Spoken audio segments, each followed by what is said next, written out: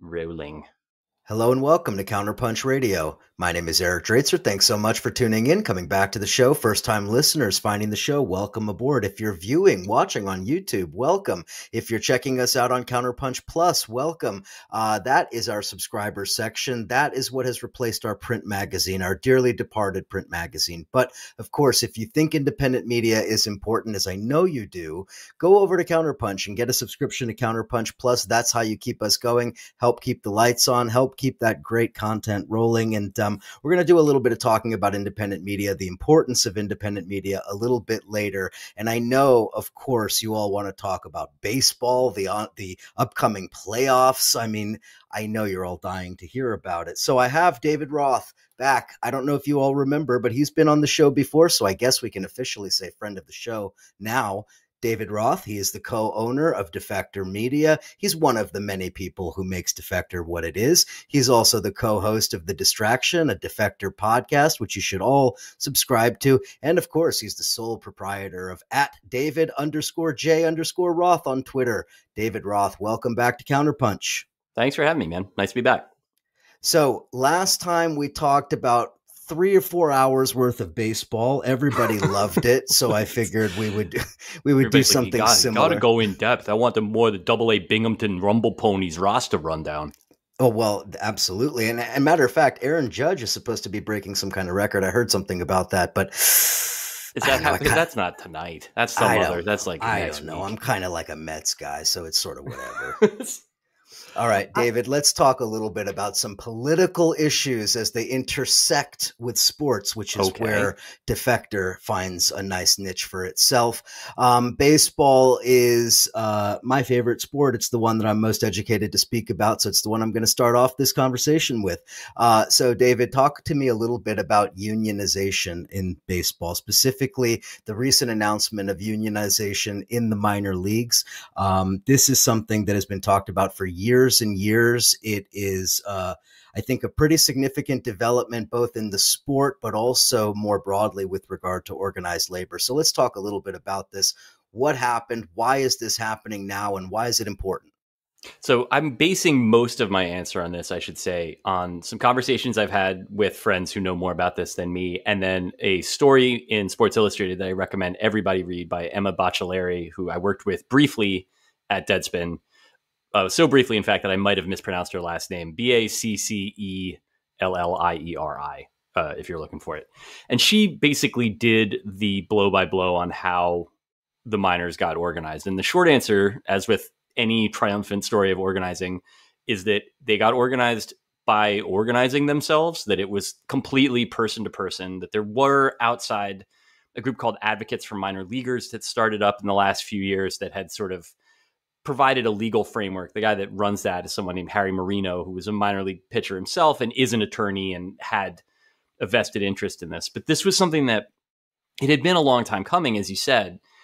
And basically this got done in the way that, the workplace that I've worked in that organized itself while I was there, it was the same deal, that basically people realized that they were working, which was Vice Media. And that was some years ago. And in that case, it was just that people realized that this company was worth a lot of money, was making a lot of money, and that we were not, and that there was no process for us to ever make more, and that the people that were in charge of paying us were bragging about how little we were paid and had made it a big part. I mean, like literally in this case, because it was part of Vice's whole, that was how they were selling themselves at the time. They were like, their CEO was kind of like the youngest person that any billionaire media asshole had ever met, and he had tattoos, and so they were like, wow, this guy's so sick, he calls the people that work for him young idiots or whatever.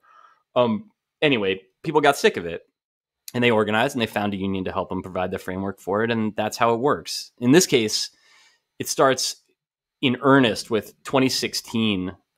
Major League Baseball's owners pushed an act through, well, they lobbied hard for an act that sort of sailed through the House and the Senate in the way that anything lobbied for sufficiently hard enough tends to sail through. That was called the Protect America's Pastime Act, which is a pretty fucking bold name. Am I allowed to say the F word?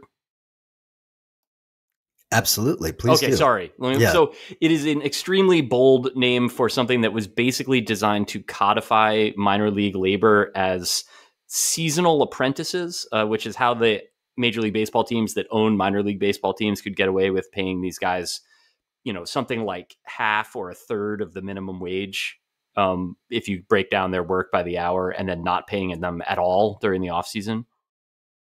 I think minor league players, minor league ball players are like seasonal migrants working in the fields and other such occupations. So that was basically the pitch that was effectively their pitch. And then the newer version of that, which Rob Manfred, who's Major League Baseball's commissioner, came out with shortly before it was announced that minor league baseball was going to be organizing. They're organizing through the Major League Baseball Players Association, but they had been like, this was an organizing effort that got done very much at a grassroots level, clubhouse to clubhouse, clubhouse by clubhouse. Manfred's argument was that the seasonal apprentice thing shouldn't be understood exactly like they were picking grapes. It was more the way that, like, when you're in your 20s, maybe you decide you want to make it in, you want to have your band, or you want to, try to paint, or you want to do something interesting. And then, it doesn't work out, and then you get on with your life. And that was basically how Manfred, this is, again, the league's official public presentation of this. That was how they talked about the vast majority of minor leaguers who will never play in the majors. As if they were just sort of exploring their starving artist side while taking long bus rides across the South Atlantic League. This sucked. People hated it. It made minor leaguers really mad. And the thing that you get from Emma's story that really comes through, she talked to a lot of the players who were behind this. Some of whom are guys many of them are guys who've played a little bit in the majors, but mostly in the minors. It's like a whole class of minor league baseball players. A lot of people do wash out, but there's also a lot of guys that play into their early 30s playing in AAA. And, maybe they get a few days in the bigs and maybe they have a late career breakthrough, but also maybe they don't. And this is just something that they want to do. Those people in Emma's story, every single one of them said that the Protect America's Pastime Act was radicalizing for them, just in the sense that they saw in black and white how important it was to the league that they never get paid a living wage. And they did the one thing that they thought they could do to change that. And, it's a long way from over. Major League Baseball does have a lot invested in not paying these guys, not because it doesn't have enough money, but just on principle. But I do think that they clearly caught Major League owners looking on this one, if I may use a baseball term. Like, they wound up having to recognize that union because the card check was it was overwhelmingly pro. And it was also, I think that they had underestimated these guys. It's not going to say they're not going to throw a lot of money at it and a lot of lawyers at it, and they're going to make it hard. Like, anybody that's been through a union organization campaign knows that this next bit of it sucks and it takes forever. But they did something in this last year that I think, if you go back 10 years, this was unimaginable. If you go back 2 years, I would say that it would have seemed like a pipe dream, even to the socialist ball writer types that I talk to about shit like this. So it is this is, I think, one that you can let yourself feel good about. Like, so far, this has been inspiring, like any of these words that are kind of hard to use when it comes to this sort of campaign, like, all of those fit. It just doesn't mean that it's over yet. One of the interesting things about it, I think, is that there's the question of, let's call it hubris on the part of the owners and on the part of Major League Baseball, because, this massive corporate machine that the league really is. They have gone out of their way to attack minor league baseball in recent years. The recent contraction of, a few dozen franchises. A third of the minors. Yeah, communities that no longer have baseball, that had had it for a century or more. The attack by major leagues over these last few years almost feels like it led to this backlash, almost like they brought it on themselves in a sense. Yeah, I think that's exactly right. I think beyond the sort of the ugliness and the sort of I feel like you're going to understand what I'm talking about. Probably the people that are listening are going to understand what I'm talking about. I should have a better way of saying this, that there is a sense sometimes that the most powerful people in our culture are just stunting on the rest of us in a way that they're rubbing our noses in it a little bit sometimes. You know what I mean? That like, you look at like Howard Schultz with Starbucks, where he's making a point of like just firing some like 21-year-old in Buffalo that's trying to organize a store. Like, that person couldn't hurt Howard Schultz with a bazooka. And yet, like, it means a lot that person not be able to inconvenience him to Howard Schultz. And in this case, I think there was a lot of that at a personal level with the way that owners and commissioners talked about players. And then I think, as you said, the disaffiliating all those teams in the minors, that was the result of, and that was a response, I guess, rather, to an initial concession that the owners made, which was that over the years, and again, with a lot of help from advocates for minor leaguers, which seeded a lot of stories in the press and helped players sort of find a way to get this stuff out, we're pointing out not just how badly minor leaguers were being paid, but how little in the way of other benefits teams were offering. And so you look at a lot of these towns, and you're right that, you know, a lot of communities that had baseball, in many cases for a very long time, don't have it anymore. A lot of the places that do have it, though, are like, you know, if you go to like AAA or AA, that like the AAA team, I think it's for the Reds, is in Nashville, Tennessee, which is an extremely expensive place to live. The Class A team, the South Atlantic League team that plays in Myrtle Beach, is a similar sort of situation. It is very difficult for these players to find housing, period, in communities like that, let alone find it when they're getting paid $500 a month. And in that case, the teams weren't offering housing stipends. It wasn't a big, deal to them. And so these players would get these tiny per diems and these tiny salaries. They'd be living, 4 or 5 guys to an apartment and eating peanut butter and jelly sandwiches, for every meal. That sort of thing, again, beyond being sort of like penny wise, pound foolish, like if you think of the minors as being an enterprise in developing the best possible talent that you can, you would want those people to live someplace where they could sleep enough hours every night, eat a healthy diet, any of this basic shit that you would only deny that if it was important to you that these guys got not one more cent from you than you could afford to give them. When the teams finally did make a concession on stuff like housing stipends, or when it became clearer, I guess, that they were going to do that, because not every team has done it yet. Certainly not every team. Some teams have sort of unlocked this idea where they're like, maybe we're going to have a dietitian on every team. Maybe we're going to make sure these guys eat like something other than like a Chipotle bowl that they stretch out over the course of a week. That like some teams have done that, and it's been an attempt to sort of do some Moneyball shit in terms of treating players as if they're human beings. But for the most part, when teams realized they were going to have to do some of this basic stuff because of the public outcry more than anything else, because there wasn't, even a nascent organizing effort then, that like they wanted to keep the costs that they spend on player development neutral. This was an idea that came from the front office of the Houston Astros, which is basically a McKinsey consulting outpost. It's all McKinsey alumni. It has been for many years. That they basically, in disaffiliating a third of the teams and calculating the housing stipend, it wound up being sort of revenue neutral for them. Which, again, is one of those things where like, yeah, congratulations on finding a way not to spend any extra money on this. But baseball player development is hard. Having these teams in small cities builds a fan base out beyond the reaches of the big league town with the big league team in it. It's the sort of thing that you would care about if you were an owner that cared about the health of the sport. There just aren't really very many of those owning teams right now. Another interesting point about this that I wanted you to comment on is the fact that, and I mean, it seems so obvious, but I do think it bears repeating that, especially with regard to the minor leagues, though even true to some degree with the major leagues, I mean, these are very young workers. These are kids. You know what I mean? So it's not substantively different than what you see in places like Starbucks and Chipotle and some of these other chains that are also seeing this unionization effort, particularly being driven by young workers who are active in their workplace. And so in a sense, I think that this is really part of a broader organized labor sort of issue across the country. And it's not specific to baseball or even to sports. Yeah, I think that's exactly right. The other thing I would add to that is that with minor league baseball players, a lot of these people are not U.S. citizens. They're people who come from the poor countries in the global South where Major League Baseball finds its talent. So these are players from Venezuela in a lot of cases, or from Mexico.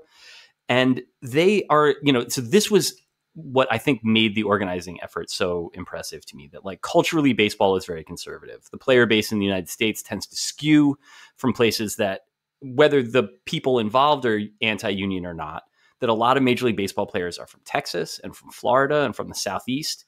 These are places that have no tradition really of organized labor, or if they do, it's been suppressed so vigorously over the last 50 years that, it would be sort of hard to like sort of find a cultural memory of it. And yet they did it. They did. I mean, that like this was an overwhelmingly supported thing. It wasn't the idea of like, I think this is where we're going to go with that movement that you're talking about of young people organizing on their own behalf. I think where you're going to see Amazon and Starbucks and the places that have a lot invested in this, that they're going to lean into some culture war shit. And, like the sort of veneer of liberalism or inclusivity that they have as a brand is going to give way to, these woke freaks want to organize this workplace, whatever. These are baseball players, dude. These are like jocks who want to like drink brews and play baseball. I think that at some point, this is where I have some hope. One of the very few spots where I think you can really get me sort of out over my skis a little bit in terms of hoping that things get better. I think that anybody in any circumstances, if they're being exploited, can recognize that that is happening to them. Even if you have ideologically a lot invested in not recognizing that, if you want to be somebody who, if you're just, whatever, the temporarily embarrassed millionaire or whatever the sort of hack term for it is. But like, if you treat people like shit for long enough, they're either going to accept that you are right, or they're going to stand up for themselves. And I think in this case, like as in the cases of all of these random Starbuckses and, like Amazon shipping facilities and wherever else you sort of see it, that it makes sense that that's because I feel like that energy has been in our politics for a minute. I think that, can go back to, it's not the first Sanders campaign, but I think that that's the moment when a lot of people heard it first. It's really hard to get a candidate advocating for that sort of thing elected. But like, if you're in a store that's got 8 people in it and you're one person that believes that, and you've got 7 people you could talk to, that feels a lot more winnable. And I think that that's like, that is how it's going to have to start. And I don't know necessarily where it ends, but if it makes it better for the people in those workplaces, then, again, like fucking sign me up. One of the interesting things about the way that it's gone down in baseball is the fact that Major League Baseball really rushed to recognize this union effort once it became public. And so I have a feeling that you and I probably land in a similar place when it comes to questioning the motives of MLB and questioning the motives of corporate entities like that and like them. So what's the deal, David? Why did they recognize them so quickly? Why did they not fight tooth and nail? Why did they not demand to, fight for every square foot of real estate here? What's the story? This is one where I would be in a way better position to answer this if I had already read the story that Mark Normandin is going to be writing for me at Defector. I just assigned it today, so obviously he hasn't filed yet. So instead of ripping off his insights into this, he is the guy to read on this, in my opinion. Really has been on top of it for a really long time, writes for Baseball Prospectus, has his own newsletter, and does write for Defector when we can track him down. The short answer seems to be basically that to a certain extent they were wrong-footed by it, and then to another, in another sense, that like because they just agreed, like really over the winter at the end of a lockout to the new collective bargaining agreement, that the owners don't really have the most leverage right now. They've got to play under this agreement for another 8 years. And so they are not, they obviously have the high hand in this because they're billionaires and the people that are organizing against them are, as we've said, teenagers who make $15,000 annually. But I think that to a certain extent, there's an element of underestimating it. And then there is also this other sense where they, I think, realized that because they were far enough behind and because they really were, it seems, caught by surprise at this being announced, that like they need time to retrench. And so like instead of like recognizing the union is the sort of thing where, and again, if you've been through a campaign like this, it's good, but it's the beginning. It's not the end of anything. The decision to recognize the union in this case sort of turns the heat off on them for a little bit. And I think they can then pivot to trying to figure out what their strategy is to exert, maximum pain on the people in the negotiations. But that's where it's good to have the Major League Baseball Players Association as, behind you, that the minor league players are going in there with the most high powered labor attorneys that basically exist. The Major League Baseball Players Association has been state of the art on this stuff for, historically it's been state of the art on it. Like they haven't always crushed it. I think they did a pretty good job on the last collective bargaining agreement, but this is the sort of thing where this is all open field for them, that they're not having to deal with hedging on previous agreements or building on, the last collective bargaining agreement, what the MLBPA won in it was important, but it's incremental. The stuff that they gave away over 20 years of notional labor peace is going to take 3 CBAs to get back. And in this case, this is, obviously they don't start with an advantage like the labor side of these things never really does.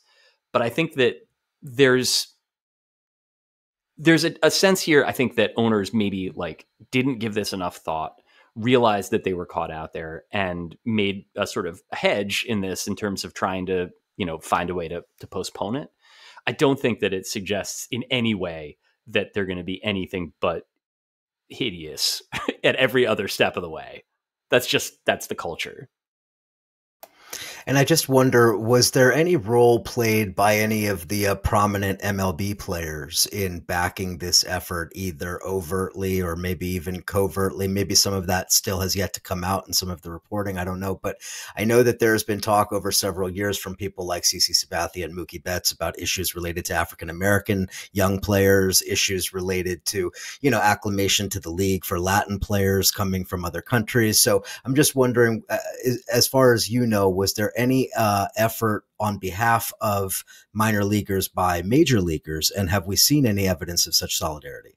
That's a good question. And it's not one that I fully know. I know that MLBPA was involved with the minor league organizing effort in a way that, not at the beginning, I don't think necessarily, but they were a part of it. And so to the extent that, it's a pretty strong union. It's a pretty cohesive union. I don't think that there's any way that, the players didn't know about this. There are players who have been, supportive on social media. They're the players that you would more or less expect. You're sort of Colin McHugh's and Sean Doolittle's. They're more sort of thoughtful, left-leaning baseball players, that are known as such. The thing that's interesting to me about it is that there are a lot of Major League Baseball players who are not what you would consider left-leaning, and who I think in the past, there's been this kind of, in the way that any sort of bad institution that lasts long enough, there's people that are like, well, I had to go through this shit, so you should too, and that's important to me. They really have kept a lid on that to a great extent, because there's a ton of knuckleheads like that in Major League Baseball, like the same way there are in any workplace. Anybody that's been sort of like conditioned in that way is going to be inclined to think like that. But the players that have been on top of this and that are sort of have like had a leadership role in the union have managed to make it so that this has been, while I can't know like who was pulling strings necessarily behind the scenes, I will say that like Jack Flaherty, for instance, of the Cardinals did a great job of like telling people to shut up when they said things they shouldn't have said. And that means a lot. I think that like just the idea of keeping a decently unified front on this sort of thing, again, like it counts for a lot. Like none of this happens if there's not real solidarity. And I think that like so far they've done a great job with it. The other thing I would say is that a lot of the minor leaguers that were instrumental in this, they're quoted in Emma's piece, are players who, it depends what level of like baseball freak you are. But like, I think of Trevor Hildenberger as a Major League Baseball player. Like that guy's had, he's gotten saves in the majors. He's pitched, like in the bigs, and before his health problem started, probably parts of 5 seasons. he's just also a guy that like has spent enough time in AAA and enough time in the minors that he was tired of eating shit and was a part of this process. Like, so that line between minor leaguers and major leaguers is very thin, I think. And that's sort of, again, another thing where I would think that there's a possibility for real solidarity between people who make $50 million a year and people who make $20,000 a year, is that it's the very, very rare major leaguer that wasn't at some point a minor leaguer. So even if you got a big bonus, you know what you're up against. And, you know, you're negotiating with the same guys, you know, every time the contract is up. Yeah, and that's the point to make every time people are like, they get paid millions of dollars to play a kid's game. It's like, actually, most of them don't. And actually, most of them never make it to the majors, and they spend lots of years making next to nothing. Right. And it seems also like the sort of thing where it doesn't need to be like that. You know, the same way that, and this is, I mean, it's not like naive because I know what the answer is, but like, there's always a part of me that's kind of like, is it really that important to you that everybody working in this shipping warehouse not go to the bathroom too much? Like, why do you fucking care? Like, what does it mean that, like, if you are all, and again, every Major League Baseball team is incredibly profitable. There are some that, you know, there are the ones that we know about that are like, you know, where the books are public. The teams can move money around and they can sort of like create, like, this was something that owners like to do in other industries too, where they make the team sort of a loss taker and then they break out all the money making parts and run them as independent entities. You know, so you make all this money on parking, but your baseball team loses money. These teams print money. They're like, television deals are in the billions of dollars. There's no reason why you have to pay a guy $18,000 unless you choose to do it. Unless it's important to you that that person get as little as they possibly can. Nothing radicalizes people like that. I mean, I just think that like a little bit, I mean, I don't know that MLB owners are going to ever have to pay minor leaguers enough that they'll be kicking themselves, but I would love a world where they could go back and look and be like, if we were 25% less disgusting in 1990, we would be a lot better now, but we didn't care to be that way. And now look at it. I mean, I want that for all bosses, but I especially want it for these guys. Yeah, that is so true. All right, let's take a quick break. On the other side of the break, we're going to jump across, talk about a couple of different sports-related issues, and then most importantly, we're going to get David's predictions on the postseason here, because of course we're all dying to hear that. All right, we're going to take a quick, take a moment, take a break. Everyone in the shipping warehouse is going to go take a crap real quick, and then we're going to come back and we're going to finish this on the other side of the break. You're listening to David Roth here on CounterPunch Radio. We'll be right back. Thanks. I'm going to get some more water. I feel like I'm talking a lot. Am I doing okay? You're doing great. All right, good shit. Doing great. Be see you in a second.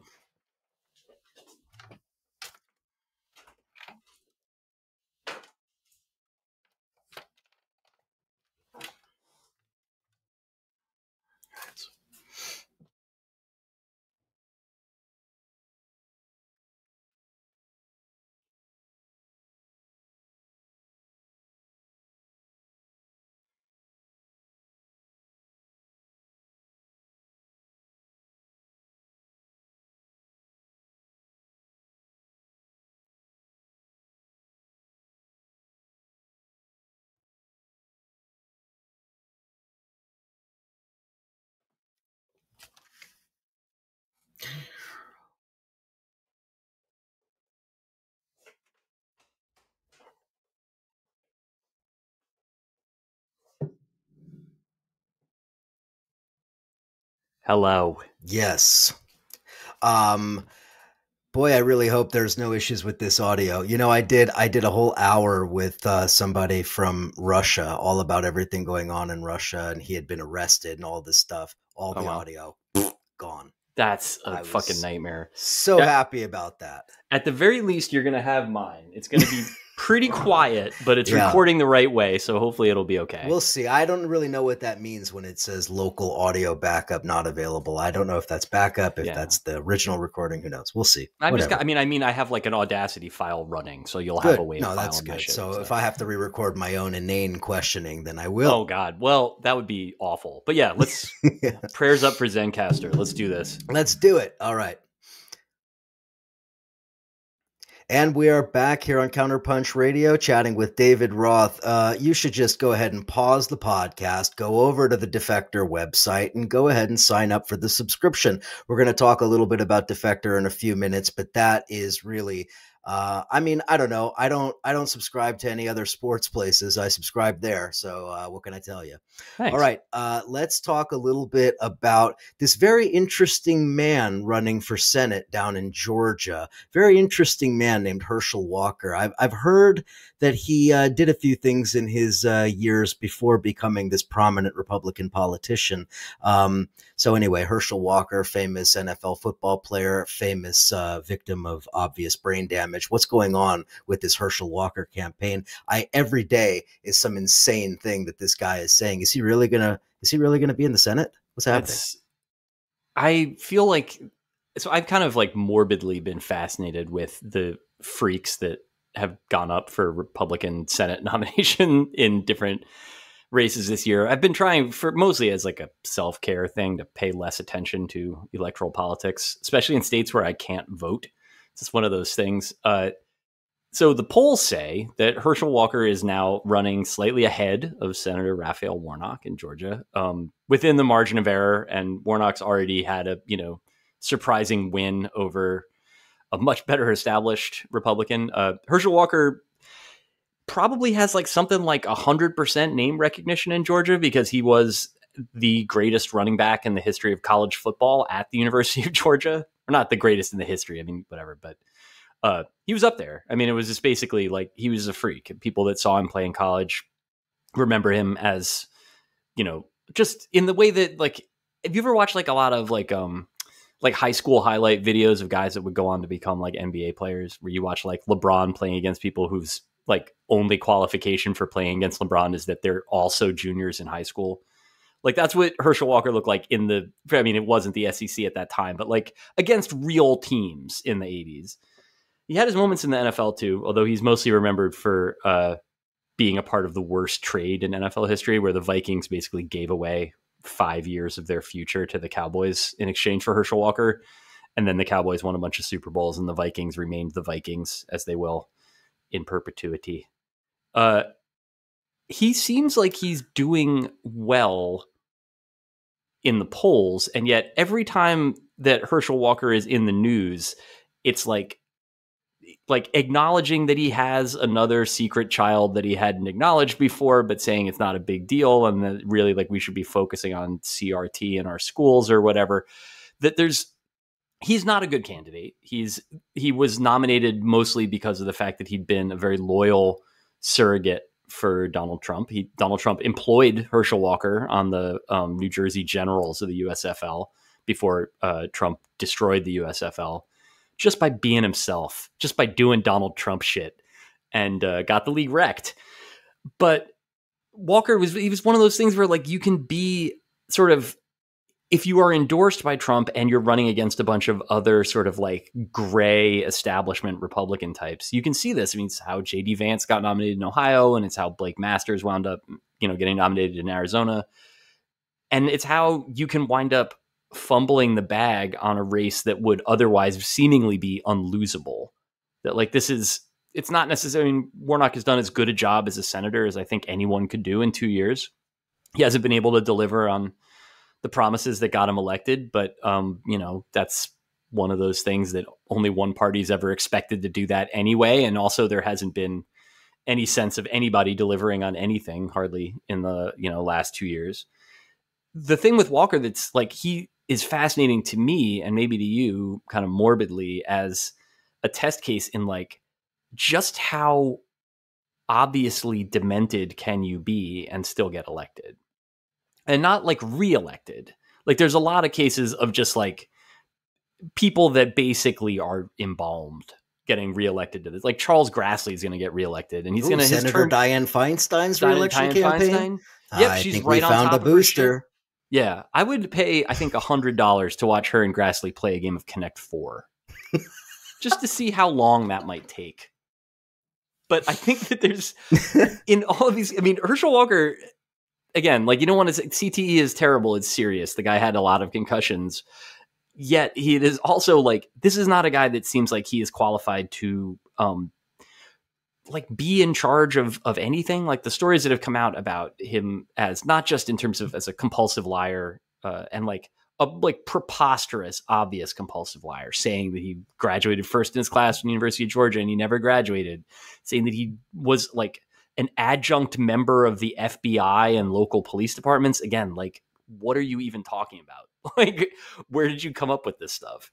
And yet, like, somehow it hasn't I mean, obviously it's not disqualifying. I think at this point, it's pretty clear that there is no such thing as disqualifying in American politics, but it is really bizarre to see how much, even, you know, relative, if you remember 2020, like in terms of keeping Biden out of the public eye, like Walker's campaign has made Biden's campaign look relentless in it shoving its candidate in front of the public. Like Walker is only really allowed to come out every now and then for an interview on Fox News, and he might just talk about a sandwich he ate or the weather.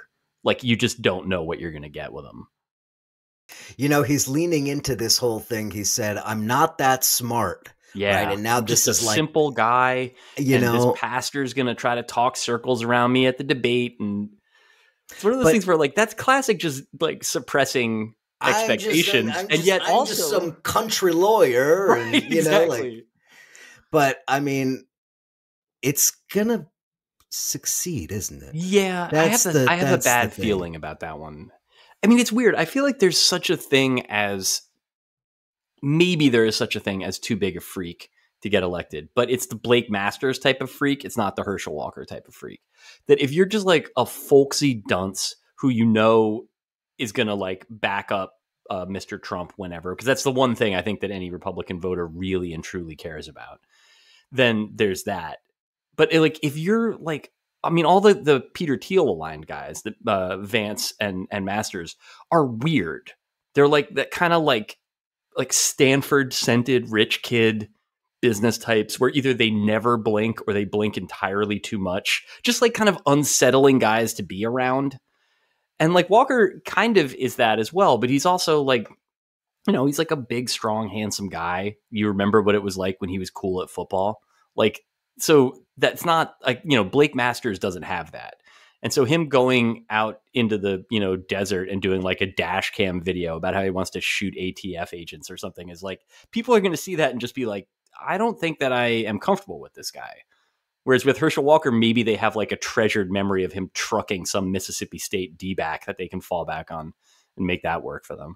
Herschel Walker could reenact the opening scene of Last Boy Scout and still win this election. At any moment. And honestly, I think that would be fine. Like it would be, we've been due for a true Last Boy Scout reappraisal. I don't even want to explain what's in that scene. The heads will know. That's fine. The heads will know indeed. Let's shift gears and talk about something else that the heads know all about, and that is golf. Of course, everyone knew that I was. Everyone you talk about that a lot on the CounterPunch Radio show that you do. You're from the left. We have a leftward slicing kind of stroke. Oh, like a Phil Mickelson type of, yeah. Something like. Speaking of Phil Mickelson, in case people haven't followed this very interesting story that I also have a morbid fascination with, the LIV Golf tournament or golf tour, which is funded by the Saudi royal family or their sovereign wealth fund or something along those lines. And this is the rival to the PGA, which is, you know, the longstanding professional golf tour. And so 2 questions. 1, what's the deal with this? And 2, how much Saudi money would you need to work for them? I would be honored to work with the LIV Golf Tour. There's so many great David Faherty. I would love to be on, not on TV with him because LIV's not on TV, but I'd love to be on their live stream, which you can only watch on their janky website with him. That would be great. They wouldn't even have to pay me. It would just be so great to be near Bryson DeChambeau. What an honor. Well, you do get a free bone saw with every tournament. So here's the thing with LIV Golf that I think is worth mentioning. It's not working. And yet, like, it's probably going to work. Like, it's not working in the sense that it's not on TV. People can't watch it. No one cares. And no one goes to the events. That they basically wind up having to give tickets away. My coworker, Chris Thompson, went to an event that they held at Donald Trump's course in Bedminster, New Jersey. So there's 5 LIV events in the United States. 2 of them are held at Trump courses. Probably an accident. I think we can all agree. There's no reason why that would seem weird to anyone or should seem weird to anyone.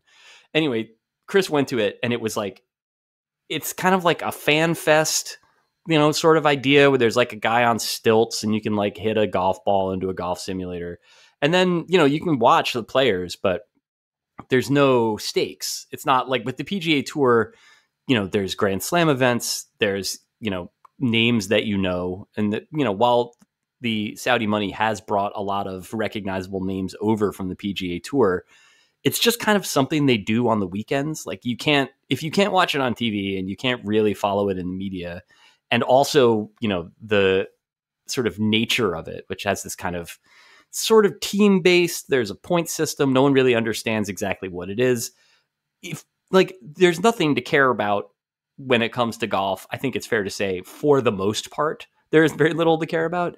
But when you take away sort of the established narrative stakes of the tour and its main events, what you're left with is like watching other guys play golf. And, again, that's sort of what the PGA Tour has too, give or take the events whose names everyone knows. But the gamble and this is the reason why I think it's going to work, is so the LIV Golf players have filed an antitrust suit against the PGA Tour for banning players that sign on with LIV Golf from PGA Tour events.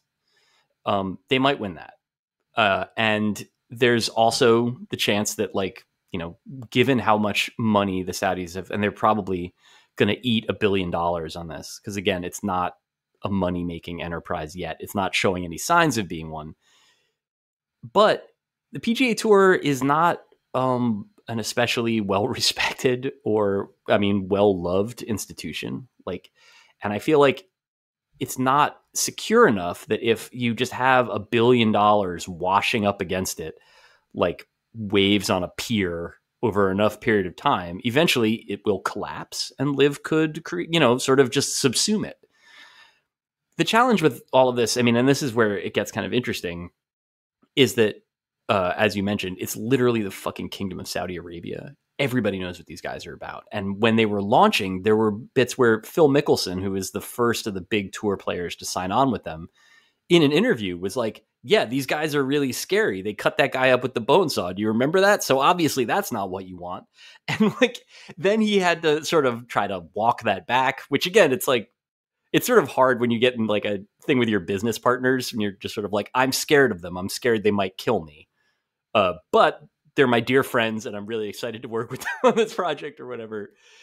It has this sense that I think a lot of really dumb, cynical things have in this moment, where there's a sort of a heightened reality element to it that makes it very difficult to call where it's going to go. I'm generally, and not, this isn't what you want, but it's very hard to bet against a few motivated $1 billion to eventually get what they want. It's just hard to tell what they want. And that's the thing where do you have any, it doesn't even have to be a conspiracy theory here. Does this strike you? Because the normal story on this is that it's sports washing and Saudi Arabia trying to sort of launder their reputation so that people think of them as the kingdom that loves golf instead of the kingdom that loves to cut up dissident journalists. I don't even know if that's it.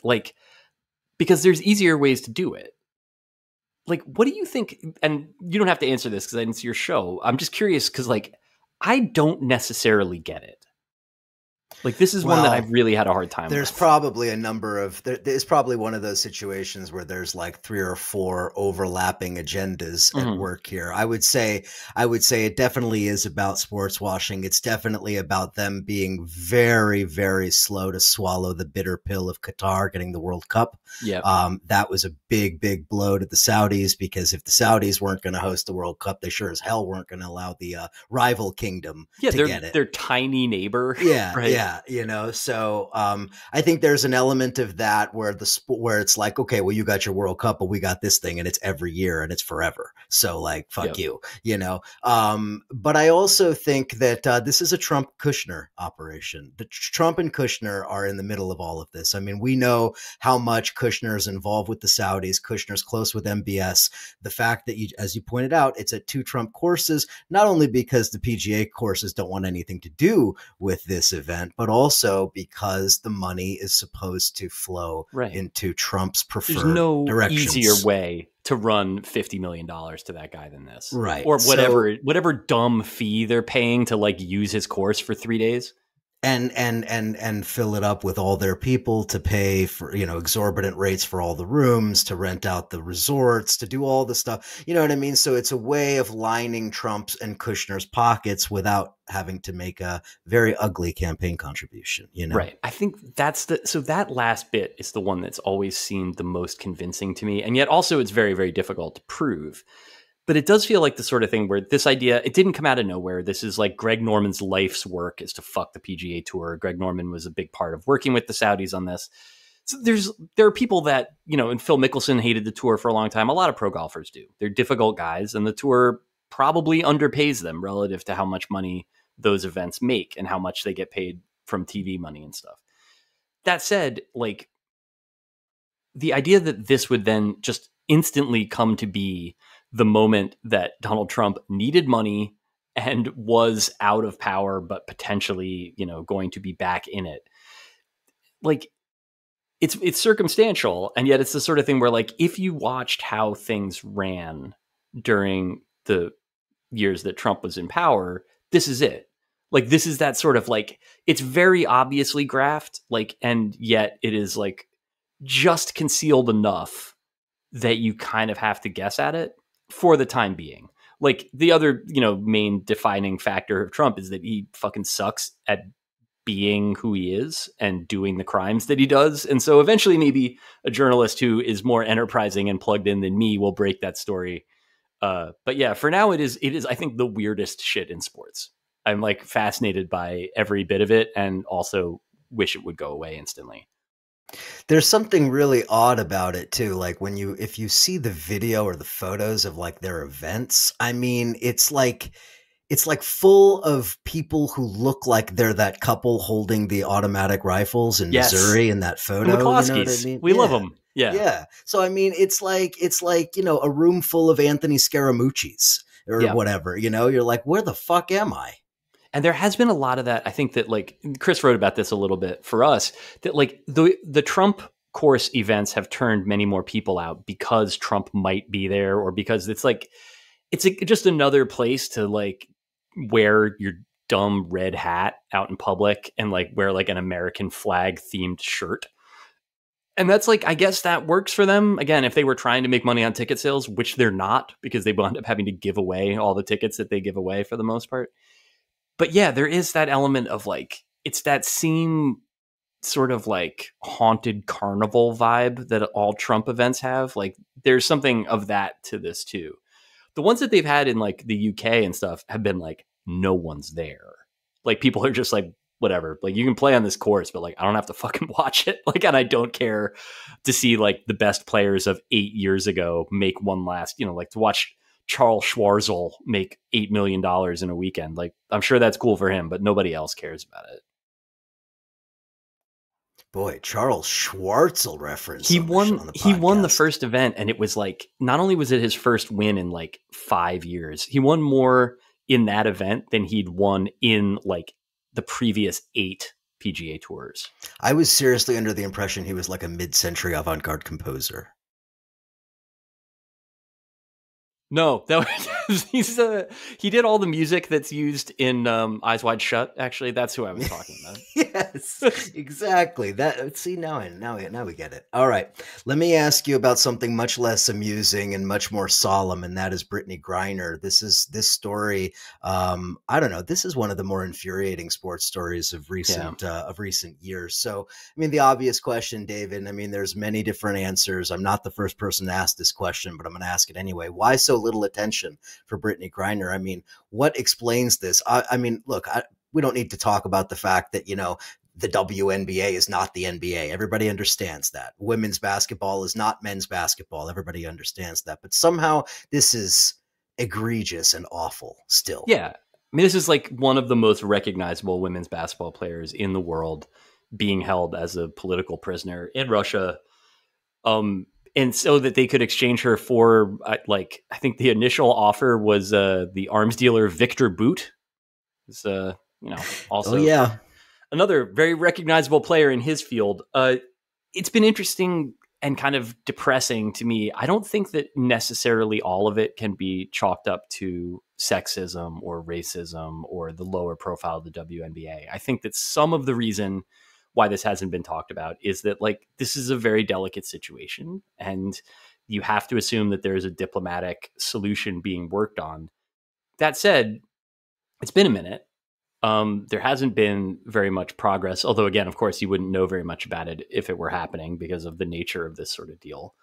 And so it's just another one of those things that you know about and sort of carry around with you every day. And it's very obviously an injustice and it's very disturbing. And yet it's just not going anywhere and it's not being sort of talked about. And it's just like, the idea of basically like, all right, like, the fifth most valuable player in this league is in a jail in Russia.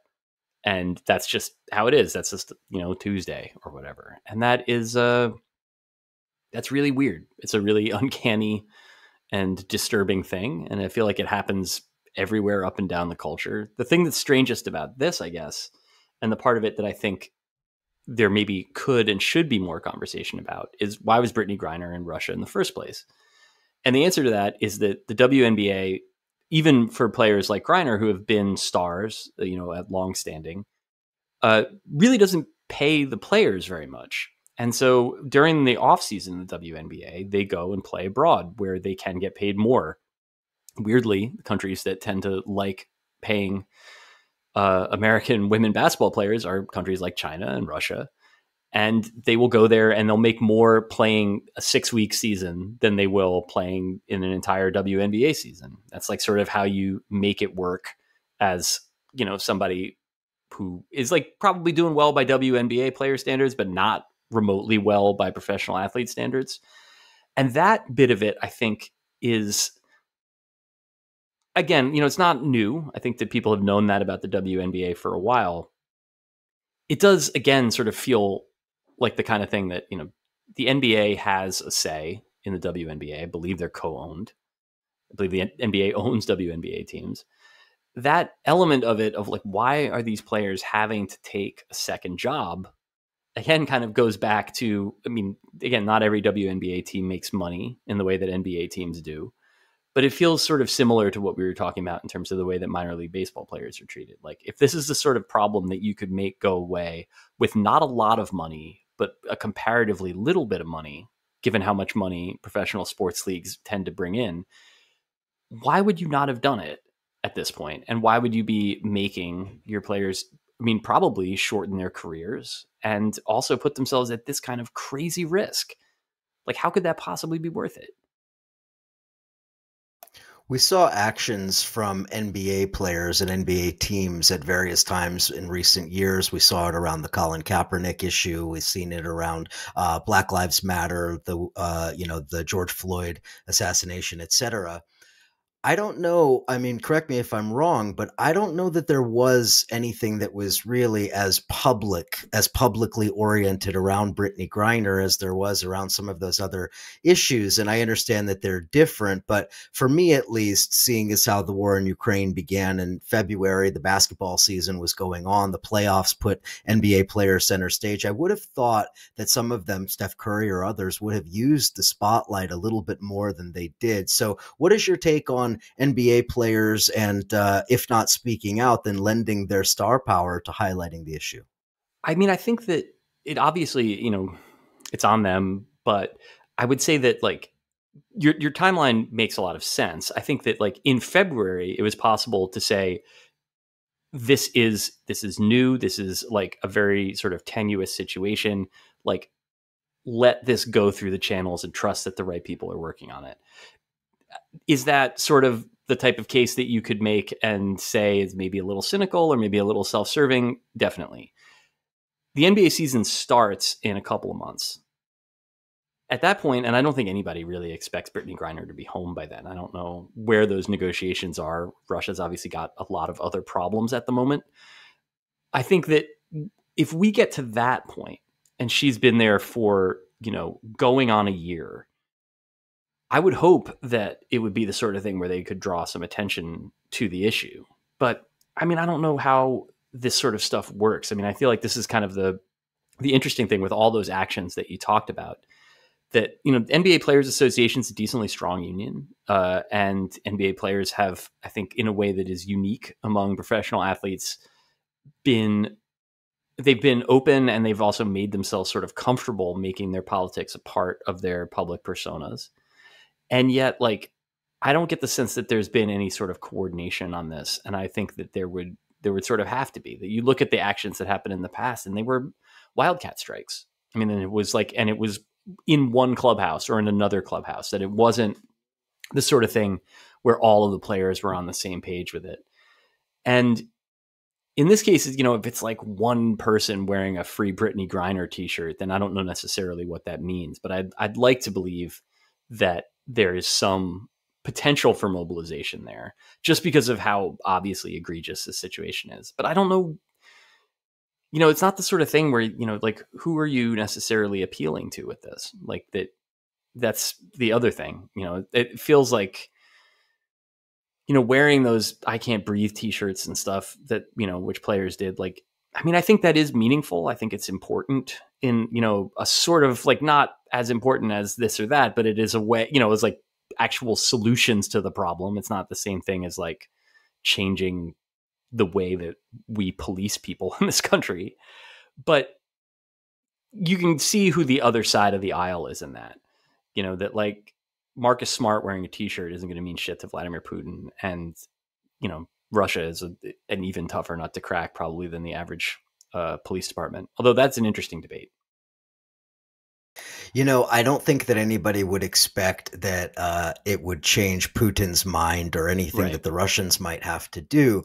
But to impose some kind of cost on those with power in the United States, would be the ultimate goal of this. Yeah, whether it's cause some loss of revenue or whatever it might be, maybe a one-day strike where none of the players play in their games, which would cost, I don't know, however many hundreds of millions of dollars in revenue or whatnot. These kind of things to force because again, I hate to say it, but you and I both know most people in this country don't know anything about Brittany Griner. They don't know all that much about Ukraine. So, you know what I mean? For them, hearing, LeBron say, you know what, I'm not playing today because of this. I do think that would have an impact. Yeah. I think that that's basically, and this is one of those things where I've become I'm not even cynical, but I think just tired of the idea of raising awareness as an end in itself, especially because I feel like in a lot of these cases that any of the things that, if you're raising awareness of police violence, there's specific instances of it, but I think everybody sort of knows at this point. In this case, I think that there is an argument, and I think it's the one that you just sort of laid out, that raising awareness is important, because I think there's a lot of people who don't know that there is a prominent American being held captive in Russia. And I think that in this case, certainly the broader circumstances, you don't need to make this about pay inequity in the WNBA, although I think that would be nice. But given that this isn't, because of the way that it's been covered and because it's been so sort of slow rolled in various ways, that a little bit of awareness could go a long way, just because the alternative, is what we have now, which is you and me talking about this on a podcast and our friends know about it. But my parents don't know anything about this, and that, you're right. That I think that a figure of LeBron's profile, an Instagram post is worth, millions of people's awareness, that's how you would find out about stuff. I just don't understand how that particular sausage gets made. Yeah. And look, I'm not suggesting Dennis Rodman going to go over and diplomacy us, into world peace or whatever, but for instance, China is a multi-billion-dollar basketball market. The Chinese fan base is huge. The NBA, and the NBA makes wants billions. It's very important to them, and something like this, an issue like this, upon which the players are very, very motivated, is exactly the kind of thing that goes up the ladder in the Chinese Communist Party and does get into the ear of people that do help to make policy. Now, does that mean they're going to pick up the phone and say, hey, Vlad, let's cut the shit? No, but again, it is doing, I guess, what can be done given the situation. Right. And I think we can agree too that like doing nothing isn't doing anything, right? That like at this point, it's hard to see an end game here just because like the two counterparties in this negotiation are not seemingly very motivated to get it done. And, you know, because these things are hard, and yet like ignoring it is not going to make it go away. Very obviously. No question about it. Well, Free Britney is obviously the only thing to say in concluding that that conversation there. I mean, Britney deserves to be home. She deserves to be with her wife, and this fucking chapter needs to be over with, even if this ugly war continues. But anyway, David, we're almost out of time. I want to give you a chance to tell us a little bit about Defector.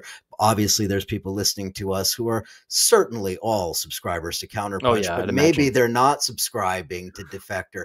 Tell us a little bit in a nutshell, because we all have families and to go to and weed to smoke here. So, you know, tell us a little bit about Defector. How did this thing start? I mean, I know it emerged out of a very interesting thing, but how did it start? And most importantly, why is an independent media site like Defector so important, given the audience that it serves and given the media landscape today?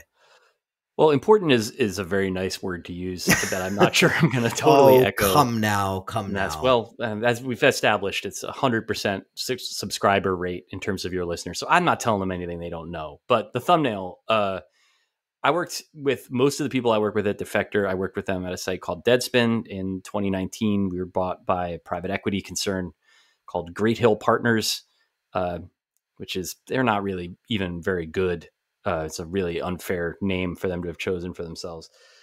They started monkeying around with our stuff. They fired one editor-in-chief. They fired another editor-in-chief. And we realized that we were kind of on borrowed time, and we all quit at the same time. And that was on Halloween of 2019. Very easy to remember because I remember after we all decided to quit, we went to the bar that was downstairs from the office that Great Hill had moved us to, which was in Times Square. So we were in Planet Hollywood drinking beers, and they were playing like the soundtrack to Beetlejuice on like the worst day of any of our lives. It's really something that tends to stick with you. Oh my God. I need like a 5-minute skit of like that. Like just replay, figure out who's going to play you. I don't care. Doesn't matter. But that's funny. There was so much of that in the last days. We had a meeting with HR in an office room that had been decorated with a Halloween theme. So it had like, literally as we were going in there were like fake bloody handprints on the glass doors and like big spiders in the corner. And we were like, this is skeleton pops out with like a pink slip. Like you're fired. Yeah. Like the Crypt Keeper comes in and it's like, we want to remind you about the company handbook. It was a very ridiculous and on the nose experience. So after we left, we were like, at least we don't have to work here anymore.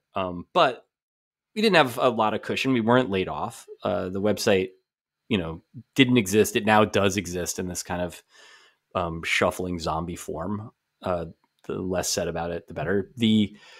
So we wanted to go back to doing what we did. I mean, like we had been, I think all of us had sort of thought of that as being like the workplace that we wanted to stay in for as long as we could. And, as soon as we left, we like started Slack channels back up, and it was the same sort of conversation, except for we weren't assigning stories to each other and we weren't editing each other's stories. Like a little bit with freelance stuff, we'd look at shit, but we were all on the market.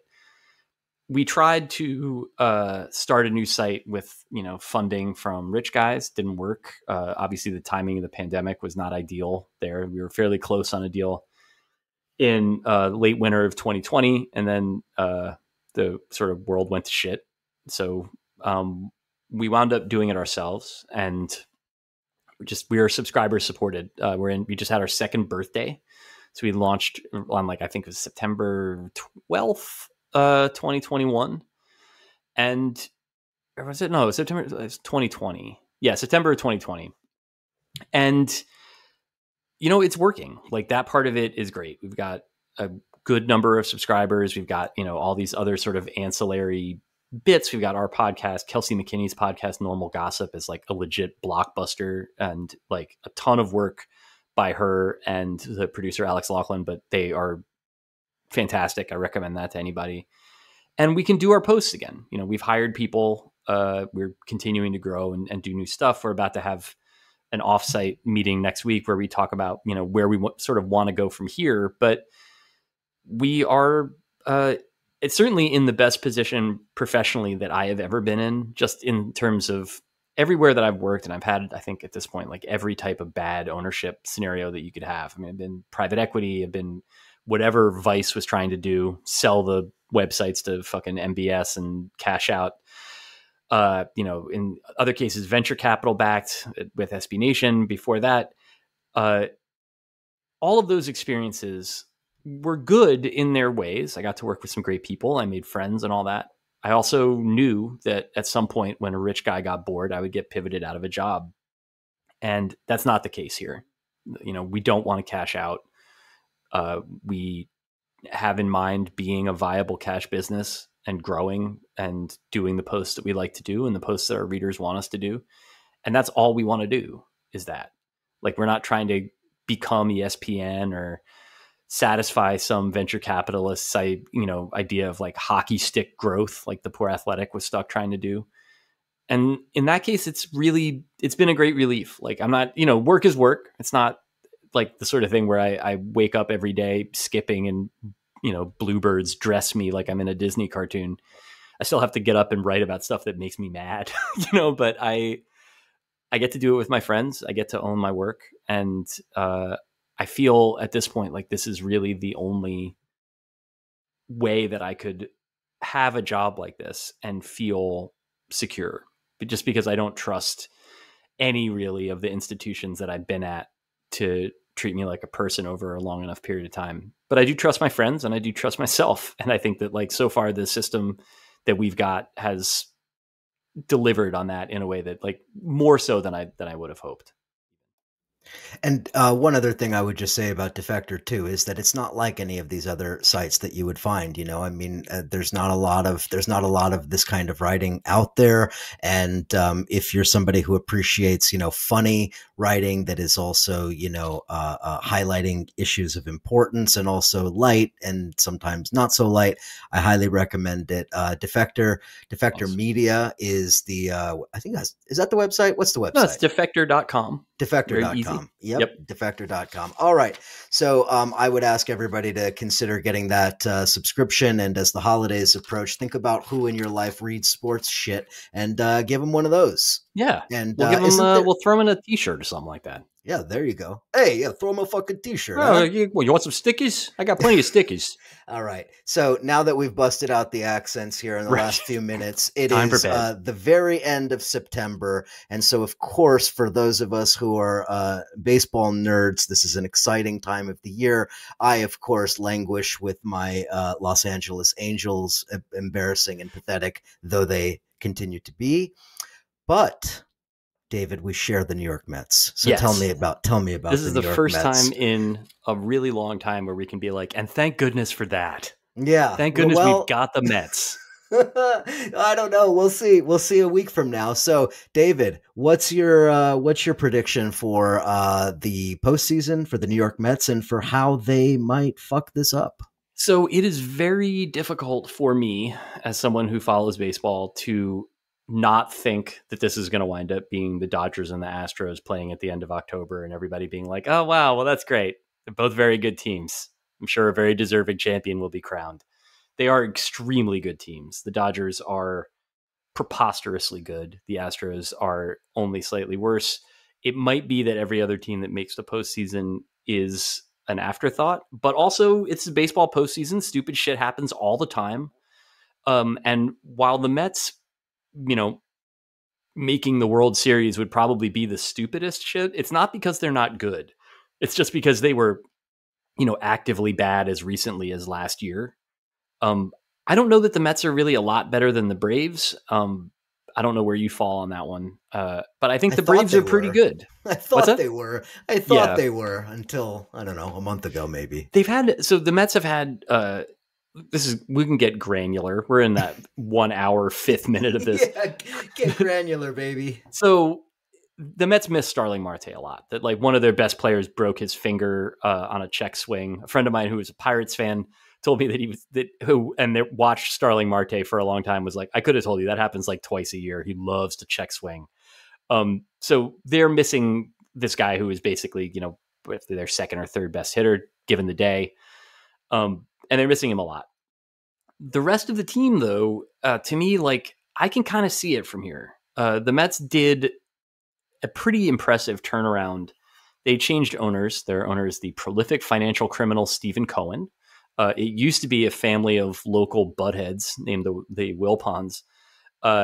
Cohen is not a guy that I want to have a beer with, if I'm being honest. But he did the thing that an owner can do to turn a team around fast, which is spend money on the major league team. The hard stuff in terms of building an actual organization that makes sense, I have no idea where he is on that.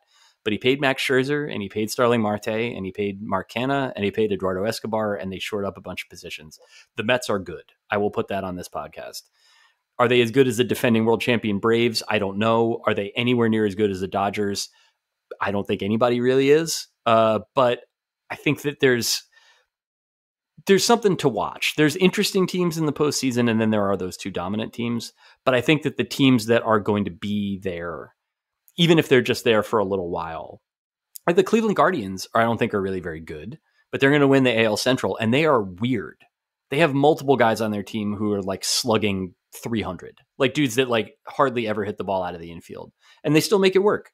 So if you like baseball and you don't want it to just be this sort of like ultra optimized thing where every player takes the same approach to pitching and the same approach to hitting, there is going to be enough of like counterpoint in the postseason that I'm really looking forward to it.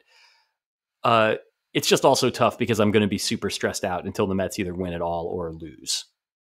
Does that seem fair? I'm trying not to be too biased about this. I think it is. For me, at least, maybe I'm being a little optimistic here, but it reminds me a lot of 2015. Yeah. That team really had no business going to the World Series. That team, it wasn't even all that great if you look at look back at that team. But a short series, a couple of dominant pitchers who just you can't hit, and all of a sudden they're in the World Series. So I don't know. I actually feel pretty good about it as compared to the other rotations that they would face, especially short series. Yeah, that's what's fun with the Major League Baseball postseason in general, is that luck plays an incredibly huge role in it. And then also there is that other thing in the same way that hockey fans are always like a hot goalie can win you a Stanley Cup. And I don't really follow hockey very closely. I don't know why it would be important how good looking your goalie is. I think that the main issue with this is that if you have Jacob deGrom and Max Scherzer starting the first 2 games of a series that you can win by winning 3 games, you're doing fine. That's a good start. Doesn't guarantee anything, but nothing guarantees anything. If the stupid Guardians win the World Series because Miles Straw hits his first home run of the season in the World Series, then that would be fine. That would be very baseball in terms of things that could happen. I would much rather that happening with the Mets, and instead of Miles Straw, it's Tomas Nido, but whatever. That's me. Now, I guess the last question I have to ask you is, what does it mean to be a Mets fan? What is Mets fandom, as you would describe it? Because I'm a many-time loser when it comes to baseball. The team won a World Series in 2002, and the Mets went to a World Series in 2015, and that's about it for me. So the Angels were your first team. Yeah, that's where I grew up in Southern California, watching the Angels. That's the team I've always followed, and it's a sad and embarrassing journey. Yeah. So I remember that 2002 team, and I thought they were really cool. And I was in school out there, I think we probably talked about this last time. We did. You went to Chapman, right? Yeah. No, I went to Pomona. But Pomona, I adopted the Angels when I was out there. So I went to a bunch of games at Edison or whatever they were calling Angel Stadium.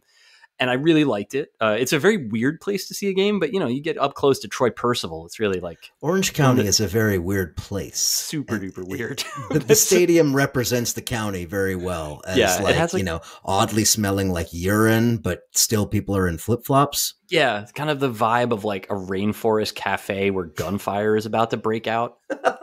just a really strange, very strange place. But like, so I remember that Angels team very fondly. I'm also old enough that I remember the Mets winning the World Series in 1986. I was 8 years old. And I think that probably is a big part of how I wound up a Mets fan. Like that I was just, making the little kid choice. I think my dad was going to let me pick for myself or decide not to care about baseball. But he saw that I cared about the Mets. He took me to a couple games and he woke me up, for game 6 when I was 8 years old. I mean, he'd sent me to bed because they were losing and it was in extra innings and I had to be at school the next day. And then he came and got me and was like, with the footy pajamas on, come watch this shit. And that, I haven't seen them win a World Series since. I've seen them win, I think, 2 World Series games since then, over the stretch of whatever that is, 35 years or something. But I think that being a Mets fan in the most basic sense, given that I live in New York City, is just a matter of not being a Yankees fan.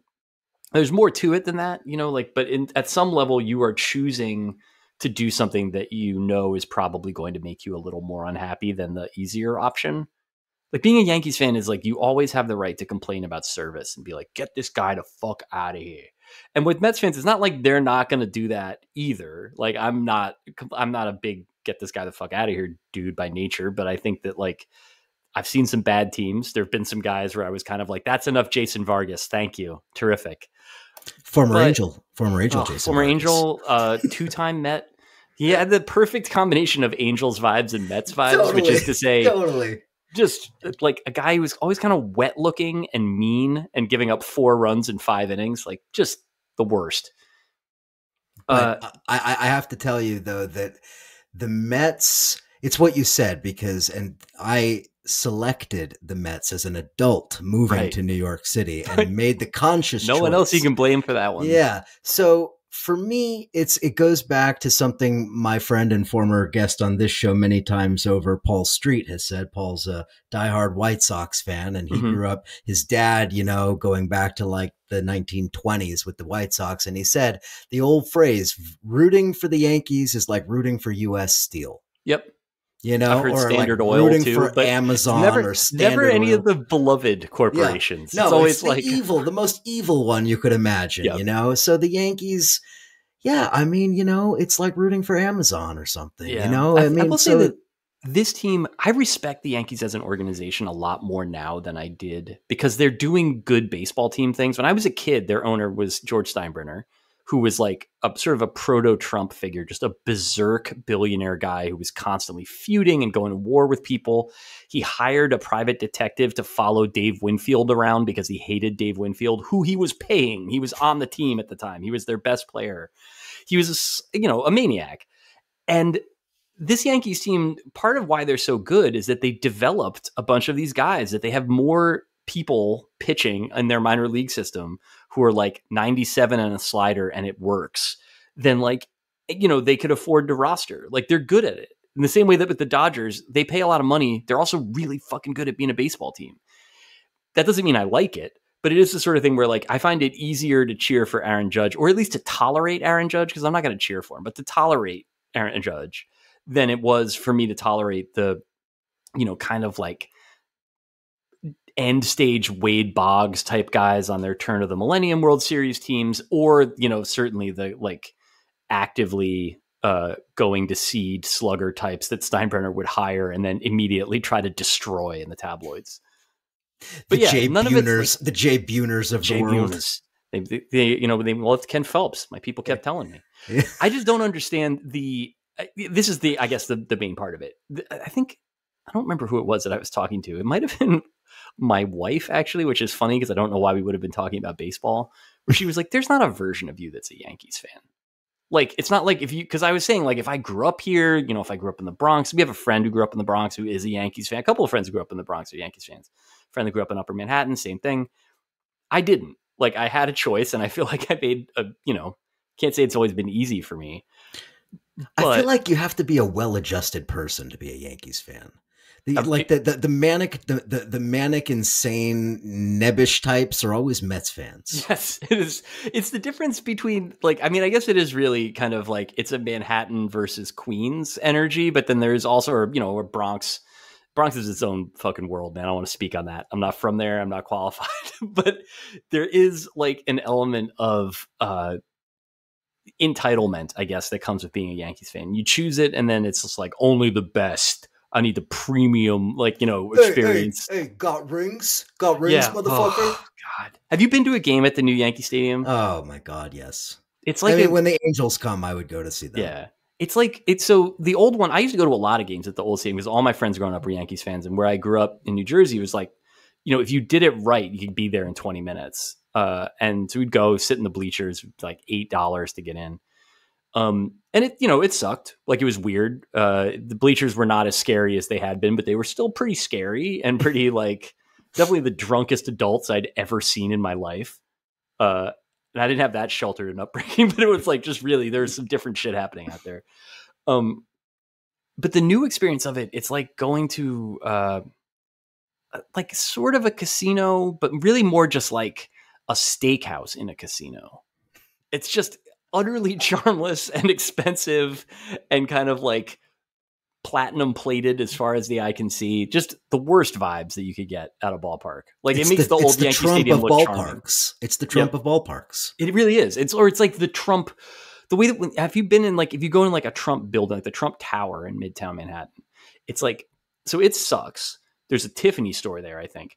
Everything else that's there is like Trump's ice cream, the Trump Cafe, like Trump's old timey Frenchy fries.